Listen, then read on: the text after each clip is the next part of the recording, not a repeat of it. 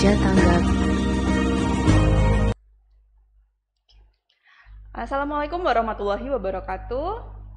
Selamat siang, salam sejahtera untuk kita semua. Om Swastiastu, Namo Buddhaya, salam kebajikan. Senang sekali pada hari ini, hari Kamis, 2 Juni 2022, kita bertemu lagi dalam acara talk show virtual Bang Jo. Ngobrol sehat bareng Rumah Sakit Paru Manguharjo Madiun. Acara ini merupakan talk show yang diselenggarakan secara virtual atau online yang akan membahas tentang masalah-masalah kesehatan terkini. Nah, untuk tema kita pada hari ini yaitu kenali sejak dini hepatitis pada anak. Nah, acara ini disiarkan secara langsung melalui Instagram Rumah Sakit Paru Manguharjo Madiun yaitu @rsp Manguharjo Madiun dan juga melalui kanal YouTube Rumah Sakit Paru Manguharjo Madiun yaitu RS Paru Manguharjo Madiun. Telah hadir bersama kita narasumber yang ahli di bidangnya yaitu seorang dokter spesialis anak. Selamat siang, Dr. Iin Fatimah, spesialis anak, magister kedokteran klinik. Panjang sekali ya namanya Mbak Juwita. Boleh dipanggil spesialis anak aja, nggak usah. Oke, Selamat siang Mbak Juwita. Selamat siang, Dr. Iin. Baik, gimana Dr. Iin? Kabarnya? Baik, sehat-sehat toh. Iya, ini kali kedua ya dokter. Iya, hadir ke show kita ya. ada acara seperti ini kedua kali ya. Nanti kalau ada lagi, mau ya dok? Iya dokter, jadi sudah siap nih untuk kita tanya jawab seputar hepatitis. Insya Allah siap. Jadi kepada kesempatan kali hari ini kita akan berbagi informasi ya tentang hepatitis pada anak kepada para audiens sekalian. Iya, tentunya ilmu yang sangat bermanfaat ya dok ya. Iya. Baik untuk sahabat Jo, untuk ayah bunda, ataupun untuk seluruh audiens. Karena hepatitis ini umumnya kan menyerang anak-anak ya dok, yang merupakan generasi penerus bangsa. Jadi memang harus benar-benar kita tahu ya, walaupun kebanyakan menyerang anak-anak bukan orang dewasa ya dok ya. Betul Mbak Juwita. Oke, untuk sahabat Jo sekalian, jika punya pertanyaan seputar hepatitis, baik berupa hepatitis yang lagi tren ini ya dok, yang tidak diketahui penyebabnya, ataupun hepatitis yang lain, boleh ya dok dibahas kalian.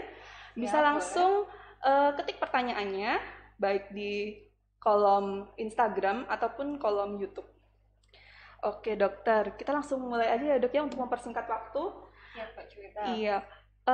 Kita awali dari hepatitis ya dok. Hepatitis sendiri itu pengertiannya apa sih dok? Oke, hepatitis itu sendiri segala sesuatu kalau penyakit yang berakhiran is pasti adalah suatu infeksi atau keradangan ya. Jadi dia tergabung dari kata hepar dan itis ya. Jadi hepar itu adalah kalau bahasa Indonesianya kita hati ya. Kalau orang-orang awam biasanya ada yang menyebut liver ya. Sudah tahu liver itu bahasa medis juga ya. Terus berarti itisnya keradangan atau infeksi. Jadi hepatitis itu keradangan atau infeksi yang terjadi pada hati. Jadi intinya semua segala peradangan atau infeksi yang pada hati, liver ataupun hepar itu namanya hepatitis. Ya. Terlepas dari segala penyebabnya apa ya dok ya? Iya, penyebabnya ada macam-macam soalnya nanti kalau mau dikulik semuanya. Oke. Terus kita lagi bahas nih hepatitis yang lagi ngetren dok, yang banyak ini anak-anak. Bedanya hepatitis yang lagi ngetren ini sama hepatitis yang sudah ada sebelumnya itu apa dok? Oke. Kalau istilahnya di orang awam dibilangnya hepatitis misterius ya, ada tanda kutip ya. Misteriusnya kenapa nih? Misteriusnya karena memang sampai saat ini masih belum diketahui penyebabnya apa. Jadi bedanya dengan hepatitis yang sudah ada, hepatitis yang sudah ada sekarang kan kalau di dunia adanya A, B, C, bahkan sampai G. Iya, G. Ini Mbak Juwita. Tapi di Indonesia sendiri yang ada marker atau untuk mengecekkan penanda hepatitisnya itu hanya tersedia A sampai C saja. Jadi yang kita kenal di Indonesia memang hepatitis A, hepatitis B, sama hepatitis B. Ya, bedanya adalah di sini penyebabnya. Jadi bedanya di situ karena kalau hepatitis A berarti penyebabnya ya virus karena hepatitis A. Kalau hepatitis B penyebabnya virus hepatitis B. Kalau hepatitis C penyebabnya virus hepatitis C.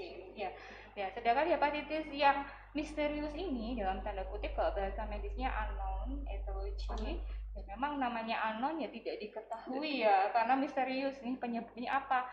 Dicekkan penanda hepatitis A juga negatif, B negatif, C negatif. Nah, ini kita nggak tahu sakit hepatitisnya karena apa, makanya dibilang hepatitis misterius. Itu, Mbak Iya. Juwita. Terus untuk kasus ini dok, kan ini kalau nggak salah pertama kali itu muncul di luar Indonesia ya dok? Ya, Di betul. Inggris apa ya dok ya? Ya, di Eropa, tepatnya juga di Inggris dan Skotlandia. Dan secara bersamaan di beberapa negara lain itu juga muncul penyakit misterius yang sama. Berarti ini kita juga sampai sekarang masih banyak yang belum diketahui ya dok ya. Berarti ini tuh sebenarnya sumbernya dari negara mana itu belum tahu ya dok. Ya, benar.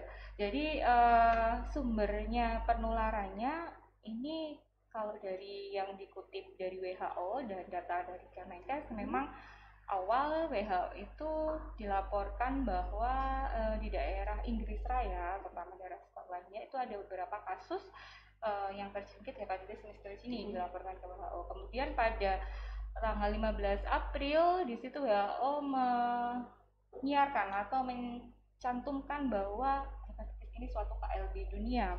Ya, karena banyak sekali anak-anak di daerah Eropa, terutama Inggris Raya, yang kena hepatitis misterius tersebut.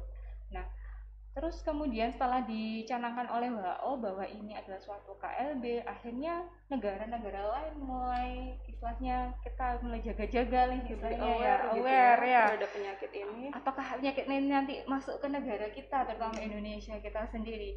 Nah, ini jadi yang memang sudah dilaporkan dari data Kemenkes, memang ada beberapa kasus yang dilaporkan ke data pusat dari Kemenkes. Tapi itu pun masih belum tahu pasti juga apakah benar masuk ke hepatitis misterius atau bukan. Karena kan untuk masuk ke sananya, untuk kita tahu bahwa ini karena hepatitis misterius, kita harus singkirkan dulu semuanya. Seperti tadi yang saya sebutkan, bahwa hepatitis itu ada A, B, C, sampai G. Kalau di Indonesia A sampai C. Tapi ada penyebab hepatitis lain juga Mbak Juwita selain karena virus. Misalkan kita konsumsi obat tertentu, katakanlah seperti obat TBC dalam jangka waktu lama, itu juga bisa menyebabkan penyakit kuningnya.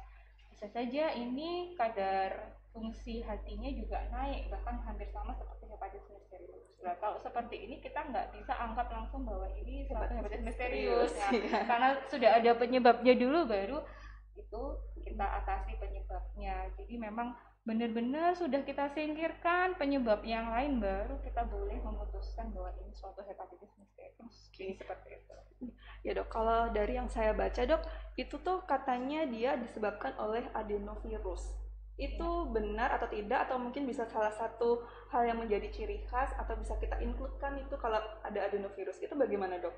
Jadi memang dari beberapa rekomendasi yang sudah dikeluarkan, termasuk oleh Kemenkes, dari organisasi Ikatan Dokter Anak Indonesia sendiri, bahwa penyebabnya hepatitis misterius ini bermacam-macam dari berbagai dugaan ya. Yang pertama memang penyebabnya bisa karena virus adenovirus ini yang juga sama pada hepatitis A, B atau C. Tetap ada juga ya dok? Tetap ada juga, ada bisa itu. Ada yang dibilang virus ini mengalami mutasi atau mengalami perubahan genetik, akhirnya menyerang menjadi hepatitis misterius. Ada dugaan seperti itu juga. Terus ada juga yang menduga bahwa penyebabnya karena virus SARS-CoV juga, karena kan kita habis masa pandemi ya, virus COVID itu juga ada yang menduga seperti itu. Jadi memang penyebab pastinya masih belum diketahui, banyak spekulasi, banyak dugaan-dugaan yang menyebabkan hepatitis misterius. Untuk kelompok usianya sendiri dok, yang paling berpotensial besar terkena hepatitis yang tidak diketahui penyebabnya ini siapa dok? Oke, kalau kelompok usianya sendiri karena kejadian yang sudah terjadi ya di Eropa bahwa menyerang anak-anak di bawah 16 tahun, maka untuk saat ini yang dijadikan KLB oleh pemerintah itu ya anak-anak yang di bawah usia 16 tahun. Ya, jadi tidak menutup kemungkinan juga kita harus waspada juga usia di atasnya bisa terjangkit juga. Tetap harus waspada. Untuk tanda dan gejalanya sendiri apa dok yang membuat kita misalkan oh ini kemungkinan hepatitis ini, oh ini bukan hepatitis, itu tanda gejala yang paling jelas itu apa dok? Oke, Jadi gini Mbak Juwita, kalau gejala hepatitis memang berlangsungnya lama ya.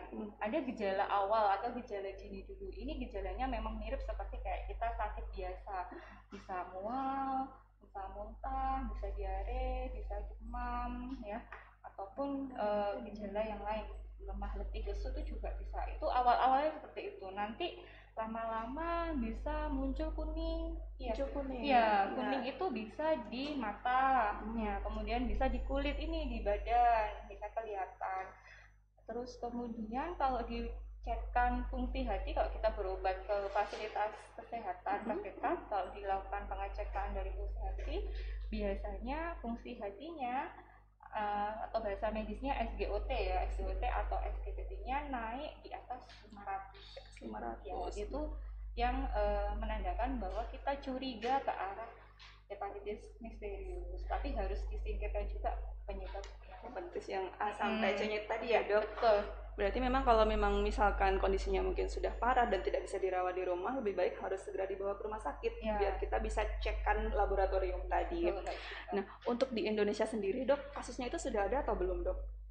Kalau di Indonesia sendiri data terbaru saya belum baca ya, atau belum sempat lihat, tapi 1 bulan yang lalu itu yang data dari Kemenkes, waktu kita ada pengarahan dari Kemenkes bahwa terakhir memang sudah ada beberapa pelaporan kasus yang diduga itu suatu hepatitis misterius, tapi tetap Kemenkes belum memutuskan bahwa ini suatu hepatitis misterius murni karena masih diduga. Dari dugaan kasus yang dilaporkan itu memang ada beberapa yang tereksklud atau tersingkir karena mungkin akhirnya dia bukan suatu hepatitis misterius, dia merupakan suatu kena virus SARS-CoV. Ada yang kena virus dengue juga ya, itu juga gejalanya hampir mirip juga ya. Dengue yang sampai komplikasi berat itu juga bisa seperti itu. Jadi memang sudah ada beberapa pelaporan di Indonesia. Untuk penyebabnya tadi kan sudah ya dok ya, dan kebanyakan kan tidak diketahui sampai kita periksa mungkin fungsi hatinya. Kalau untuk penularannya sendiri bagaimana dok? Via apa dia menularnya? Iya, ini Mbak Juwita. Jadi penularannya untuk hepatitis misterius ini karena kita dari Kemenkes sudah mencanangkan bahwa pencegahannya adalah pola hidup bersih dan sehat. Jadi ya PHBS yang sudah kita tahu ya selama ini, biasanya kalau di poster-poster jalan germas ya, gerakan masyarakat itu ya PHBS ada mencuci tangan ya, kemudian jangan gonta-ganti alat makan ya, tidak boleh pinjam-pinjam alat makan dan lain-lain sebagainya. Jadi dengan seperti itu penularannya adalah lewat sanitasi, higienitas dan sanitasi kita, kebersihan lingkungan kita ya. Jadi misalkan kita makan makanan yang tidak bersih atau makanan yang diolahnya tidak terjamin kebersihannya, nah itu kita juga bisa tertular. Atau kita pakai alat makan sering pinjem-pinjem punya teman, atau sering ambil aja, kadang-kadang kita kalau sesama rekan kerja ini asal pakai aja gitu ya. Apalagi anak-anak SD ya dok.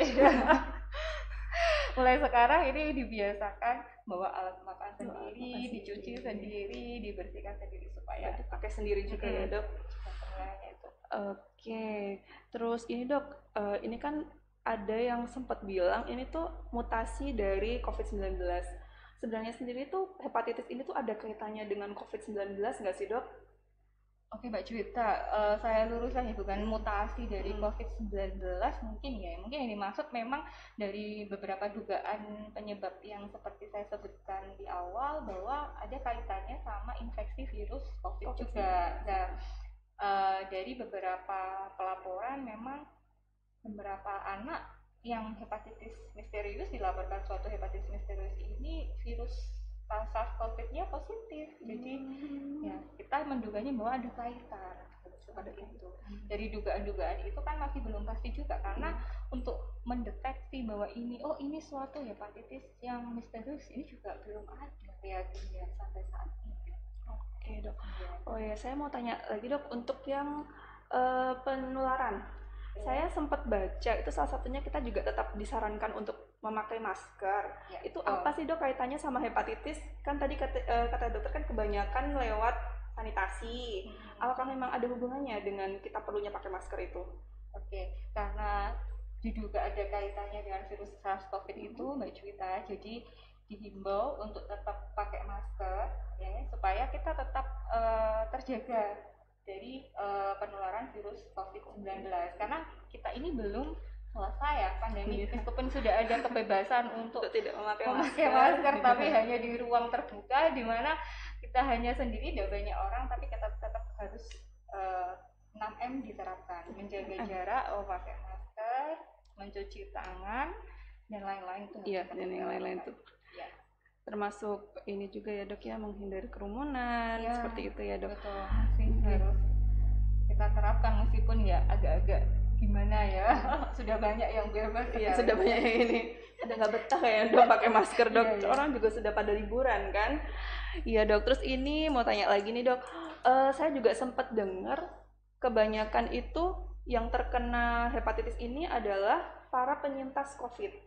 Itu ada hubungannya, ada korelasinya gitu nggak dok? Jadi orang yang sudah pernah COVID terus kena hepatitis ini gitu? Iya, Mbak Juwita, betul. Jadi karena dari dugaan penyebabnya karena virus SARS-CoV, maka orang-orang yang sudah pernah kena COVID-19 ini juga rentan resikonya terkena hepatitis misterius ini. Ada hubungannya sama sistem imunnya nggak dok? Mungkin kan kita tahu ya COVID itu kan penyakit 1000 rupa, bisa mungkin dia menurunkan sistem imun jadi kita mudah terkena atau gimana gitu ya. Jadi gini Mbak Juwita, segala macam penyakit baik itu hepatitis ataupun COVID-19 ya, atau penyakit yang lain ataupun penyakit yang lainnya itu memang berkaitan dengan sistem imun tubuh kita. Kita terkena sakit kenapa? Karena memang sistem pertahanan tubuh kita lagi nggak bagus, lagi nggak fit ya, lagi nggak sehat, makanya kita kena sakit. Jadi memang kalau mau dikaitkan sama sistem imun ya bisa juga, karena kita memang lagi, misalkan kita terserang COVID ya, jadi sistem imun tubuh kita lagi nggak bagus. Jadi kita butuh asupan nutrisi untuk tetap menjaga sistem imun kita bagus. Iya, saya juga mau ngingetin untuk sahabat Jus kalian yang ada di rumah, yang lagi nonton baik Instagram atau lewat kanal YouTube, jika memiliki pertanyaan-pertanyaan seputar hepatitis yang tidak diketahui penyebabnya ini, bisa langsung ketik di kolom komentar Instagram atau kolom komentarnya YouTube. Biar langsung dijawab oleh Dokter Iin. Nanti daripada bingung kan, mumpung ada Dokter Iin. Nah dok, kita lanjut nih dok. Kalau penanganan hepatitis ini sendiri gimana dok? Mungkin penanganan yang bisa di rumah atau mungkin setelah di rumah sakit itu mungkin bisa dijelaskan. Oke, jadi penanganannya memang ada fase gejala ringan dan juga sampai berat ya. Kalau yang gejala ringan belum sampai kuning seperti tadi yang saya sebutkan, gejala dini awal, kalau bisa diobati di rumah, anaknya masih makan minumnya baik, aktivitasnya masih bagus, bisa diobati di rumah. Nanti diobservasi kalau memang muncul gejala tambahan seperti kuning ataupun pupnya atau buang air besarnya berubah warna ya, menjadi pucat seperti dempul ya gitu, putih. Nah itu yang harus dikontrolkan atau dikonsultasikan lebih lanjut ke dokter. Jadi itu kalau yang ringan. Tapi kalau yang sudah sampai kuning sekali, terus kemudian bahkan ada sampai penurunan kesadaran, nah mau tidak mau ya harus dibawa ke rumah sakit untuk dapat penanganan lebih lanjut. Ya. Untuk penanganannya sendiri sudah ada obatnya atau belum dok? Atau simptomatis gitu atau gimana? Namanya penyebabnya ini virus ya, hepatitis yang lain pun, hepatitis A, B, C pun sendiri untuk obatnya juga jarang tersedia ada di Indonesia ya. Ada beberapa memang ada di Jakarta beberapa, tapi di tempat lain sangat jarang ada karena terkait harga juga, proses masuknya juga mungkin ya. Jadi untuk penanganan langsung di hepatitis misteriusnya ini karena penyebabnya belum diketahui, kita hanya mengobati gejalanya aja yang muncul. Jadi mengobati kalau ada komplikasi, kita obati komplikasinya, gejalanya apa ya kita obati. Jadi untuk khusus langsung ke pusat penyebabnya kita masih belum ada tahu. Karena penyebabnya sendiri juga masih belum tahu apa. Kalau untuk tanda-tanda yang emergensinya dok, tadi sudah disebutkan sama dokter ya, selain penurunan kesadaran, terus sudah BAB-nya jadi warna dempul, iya, itu ada tanda-tanda lain nggak dok yang membuat kita tuh harus segera dibawa ke misalnya instalasi gawat darurat? apabila anak kita mengalami gejala-gejala misalkan panas, diare, mual, muntah gitu ya. Terus kemudian tidak membaik setelah diberikan pengobatan yang cukup. Nah, itu boleh dikontrolkan atau konsultasi lebih lanjut ke dokter spesialis anak terdekat. Jadi biar nanti dievaluasi lebih lanjut. Tapi kalau sudah ada gejala seperti kuning ya, kuning BAB-nya atau buang air besarnya sudah berubah warna, misalkan dari kuning jadi pucat seperti dempul, ya mau tidak mau anaknya harus dibawa ke fasilitas kesehatan terdekat. Di rumah sakit kita bisa ya dok, di rumah sakit Paru Insyaallah Mangunkusumo bisa. Madiun. Ya karena di sini Kita ada sudah siap ya. iya, ada instalasi gawat darurat yang bukanya 24 jam dan nanti bisa langsung kita konsultasikan dengan dokter Iin. On 24 jam ya dok? Ya, Iya betul. siap. Iya dok. Terus untuk prognosis atau perjalanan penyakit ini sendiri bagaimana dok? Katanya kan kebanyakan meninggal gitu ya dok. Kalau misalkan sudah terlalu parah gitu, itu jadi gimana dok? Ya, memang kalau jatuhnya sudah dibawa ke rumah sakit atau fasilitas kesehatan itu sudah berat, tergolong berat sampai kejang atau penurunan kesadaran, ya sudah prognosisnya jelek ya, atau di bawah 50%. Tapi kalau masih ringan, insya Allah masih bisa kita usahakan untuk disembuhkan. Jadi kalau misalkan sahabat Jus sekalian, misalkan anaknya sakit, demam, mual muntah, diare gitu, lebih baik segera diperiksakan ya dok. Iya, untuk poliklinik kita buka di sini ya dok, dokter Iin, spesialis anak. Prakteknya hari apa dok? Prakteknya setiap hari Senin sampai Jumat. Kalau hari Senin dan Selasa itu mulai jam 8 pagi sampai jam 9. Kemudian Rabu, Kamis, Jumat jam 1. Jam 1. Dan tentunya bisa pakai BPJS maupun umum. Ya kalau BPJS berarti tetap minta rujukan dulu ya dok ya. Rujukan dulu dari vaskes pertamanya. Tentunya juga vaskes pertamanya nanti kalau memang sudah mengarah pasti akan dikasih juga ya dok rujukannya. Iya, terus untuk pengobatan tadi sudah, prognosis sudah. Kalau ini dok, upaya pencegahan atau tindakan preventif apa yang bisa kita lakukan supaya kita terhindar dari hepatitis ini atau anak-anak kita terhindar dari hepatitis ini? Ya, Mbak Juwita, pencegahannya adalah PHBS itu tadi ya, pola hidup bersih dan sehat itu tadi. Jadi kita cuci tangan sesering mungkin ya, setiap mau makan, setiap selesai makan, setiap mau megang benda sesuatu di luar ruangan. Terus kemudian kita jangan berganti-ganti alat makan ya, pakai alat makan sendiri, cuci sendiri ya, jangan minta tolong dicucikan orang lain ya. Apalagi nitip temennya. Tapi kalau anak-anak pasti ibunya ya dibawa pasti pulang. ya. Nggak mungkin anak-anaknya cuci sendiri kalau dia sudah bisa nyuci piring. Terus kemudian pengolahan makanan yang bersih, betul. Jadi makanan yang kita olah harus dijamin kebersihannya. Jadi bagi bapak ibu, mungkin bapak enggak ya kalau ada yang bisa masak ya bolehlah ibu-ibu sekalian yang masakkan anaknya di rumah harus dijaga kebersihannya, mencuci bahan-bahan makanannya, proses pembuatannya sendiri, pisahkan alat-alat dapur untuk memasak makanan mentah atau untuk memasak makanan yang matang. Jadi itu. Terus kemudian kalaupun tidak bisa masak ya Bu, kalau makan di luar, makanlah di tempat yang dijamin kebersihannya. Betul. Ya, kalau dirasa kebersihannya enggak meragukan gitu ya menurut Bapak Ibu ya jangan dibeli. Ya benar itu.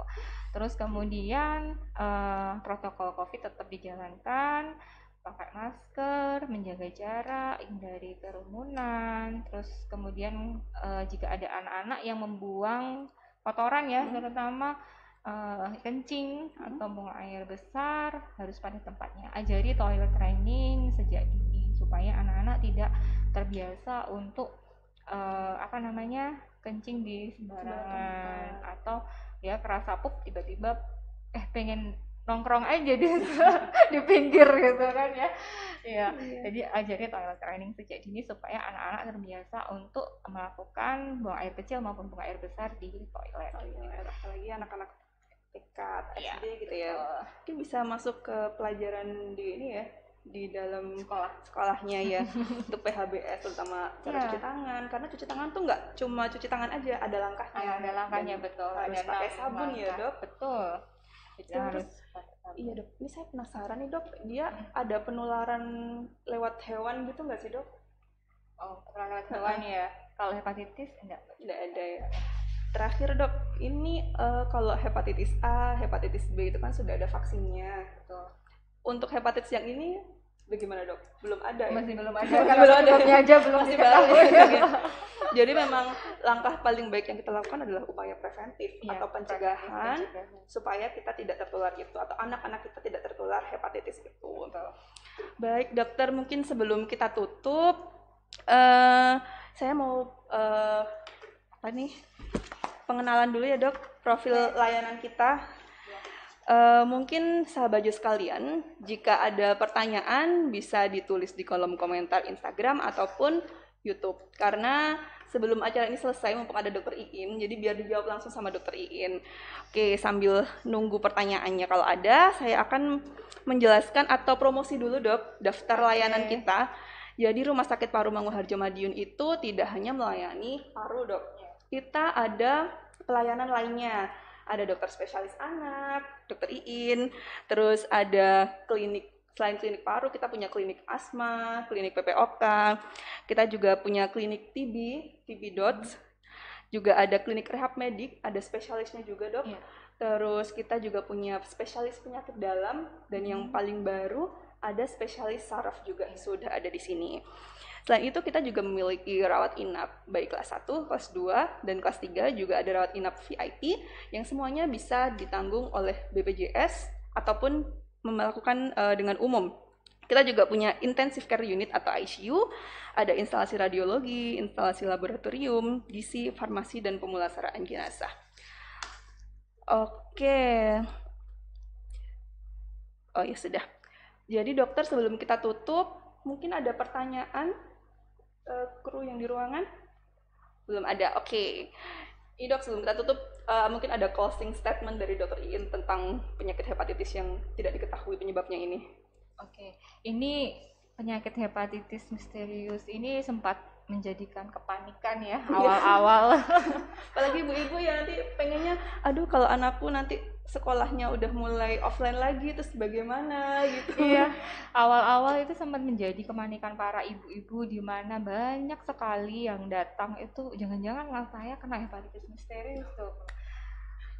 Sakit sedikit sudah dikhawatirkan, oh dok ini sakit hepatitis misterius dok, apa enggak gitu kan ya. Padahal jadinya memang ini ada gejalanya tuh Emang diare, mirip. panas, Ya. mual-muntah itu kan wajar sekali untuk anak itu, hampir banyak yang kayak gitu. memang mirip sekali, hampir mirip dengan sakit yang biasanya kayak sakit batuk pilek atau sakit diare yang biasa, itu yang mirip. Jadi Bapak Ibu sekalian, jika ada anak-anaknya yang sakit misalkan dengan gejala-gejala panas, mual, muntah, diare, lemah, letih, lesu, jangan panik dahulu, segera obati ya. Kalau memang bisa diobati dengan obat-obatan yang tersedia di rumah, kalau sudah tidak bisa diobati